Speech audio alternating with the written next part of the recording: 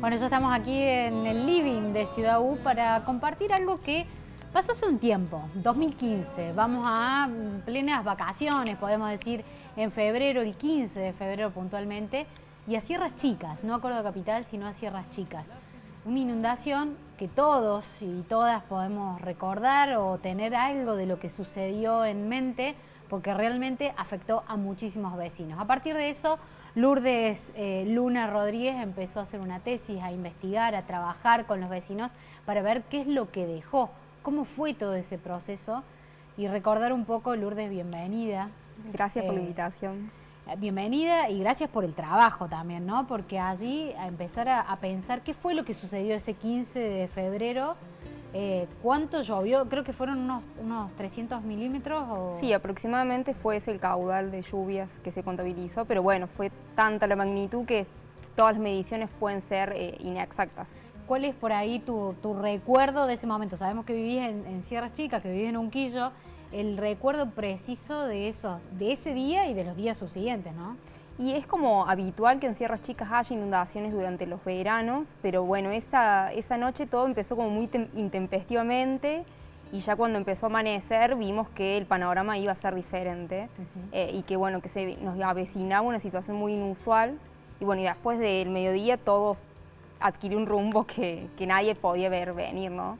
Y que todos los días también los siguientes fueron raros. A partir de eso vino una declaración, trabajo obviamente de los municipios, del gobierno y todo, pero vino una declaración que molestó mucho a los vecinos, que fue la definición de catástrofe natural. ¿Por qué esa definición molestó tanto?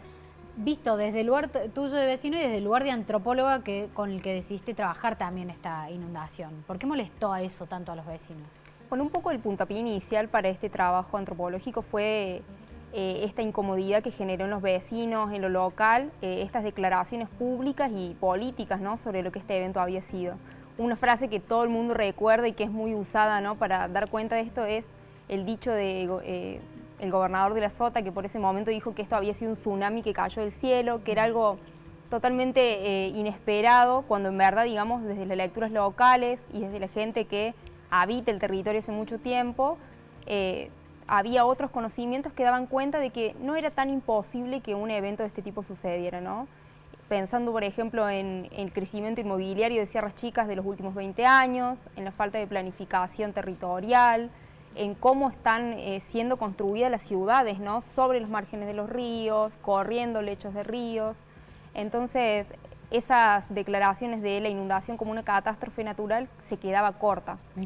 Y esa incomodidad un poco dio origen a esta investigación que buscaba dar cuenta de esas otras miradas más locales, más autóctonas de alguna forma de lo que había sucedido. Claro, de una manera tal vez los vecinos y la gente que estaba allí estaba gritando que esto no era tal catástrofe natural, sino que había algunas explicaciones. ¿Cómo las fueron reconstruyendo ustedes a través de esta investigación? Y bueno, un poco el desafío fue también poder acercarse a lo que le había pasado a las personas, ¿no? A mí como vecina y después como antropóloga, una sensación que me daba era que desde los medios, desde lo político, desde lo gubernamental, hubo mucho hincapié en la cuestión de pérdidas materiales, de daños, de lo edilicio, y me quedaba siempre la pregunta sobre qué había pasado con las personas después de este evento, ¿no? Y fue un poco acercarse desde ese lugar de interrogación acerca de cómo cambió tu vida después de haber sido inundado, que se fue construyendo esta investigación. La investigación del lugar de lo que es marcas de agua, que queda también un registro fotográfico de las marcas que dejan esto, en las pérdidas de edilicias, sobre todo en las marcas, pero eso refleja también las marcas de los sentimientos. ¿Qué sentimientos, emociones y marcas encontraste en las personas? Bien, o sea, cuando empecé a indagar un poco en estas cuestiones más personales, en las trayectorias personales y vecinales, me encontré con este proyecto que es Marcas de Agua, que es un proyecto que tuvo origen en Unquillo, en un barrio que es Progreso, donde un grupo de vecinos, movilizados por esta necesidad de hablar sobre lo que les pasaba desde lo más sentimental, desde lo más vivido, comienzan a trabajar juntos, logran este diseño de este proyecto que consistió finalmente en el montaje de una muestra fotográfica, ¿no?, que da cuenta un poco de estos dos procesos paralelos, de lo que sucedió en las viviendas, del agua que anegó estas viviendas, de las marcas materiales, pero también de todos los cambios y de las vivencias en las trayectorias personales, ¿no? Y bueno, las fotografías son en ese sentido muy significantes porque muestran esta combinación de un rostro que te está mostrando una historia, un nombre, una trayectoria, con una marca de agua que te está señalando, bueno, en esta casa el agua llegó hasta este lugar un día que hubo una gran inundación en Sierras Chicas. Y que deja una marca en la historia de las personas para siempre. Todo esto también movilizó mucho a los vecinos a trabajar de otra manera, a vivir de otra manera, pero hoy, 2023, vemos que por ahí esto se ha olvidado un poco. ¿Cómo está eso a nivel de cuestiones públicas? Digo, el territorio. ¿Fue de nuevo? ¿La gente pudo volver a sus hogares? ¿Eso fue reconstruido? ¿Hay casas de nuevo? ¿Qué pasa allí en las Sierras Chicas, en ese lugar donde fue la inundación principal, ¿no? Y hay un panorama bastante complejo. El desafío primero que pasó o que se presentó después de la inundación fue hay que cambiar la gestión territorial de Sierras Chicas y bueno, fue un poco el ímpetu de las primeras planificaciones, pero en la práctica, casi 9 años después, todo sigue igual. Las viviendas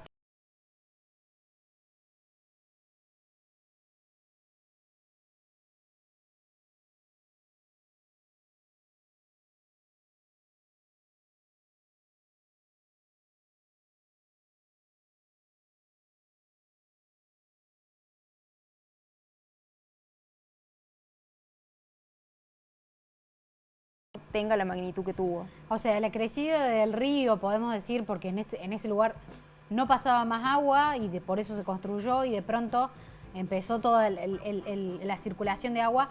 ¿Ahí ya no hay más construcciones o hay algo construido en ese río que...? Y en algunos casos quedaron los escombros con el proyecto de transformar en plazas, en espacios verdes, en otros lugares habitables, pero en otros casos donde hubo derrumbes de casas, donde hubo casas que quedaron semidestruidas, de gente que necesita, digamos, poder acceder a un terreno para construir su casa, se está animando a reconstruir.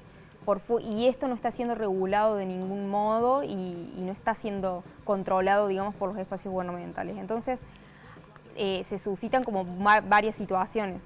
¿Se puede repasar la investigación tuya y de los vecinos en algún lado? Está disponible en el repositorio digital de la Facultad de Filosofía y Humanidades de la Universidad Nacional de Córdoba. También se puede visitar la página de TAGUA, que es la organización que estuvo coordinando la creación de marcas de agua, tanto en Facebook como bueno, en su página web.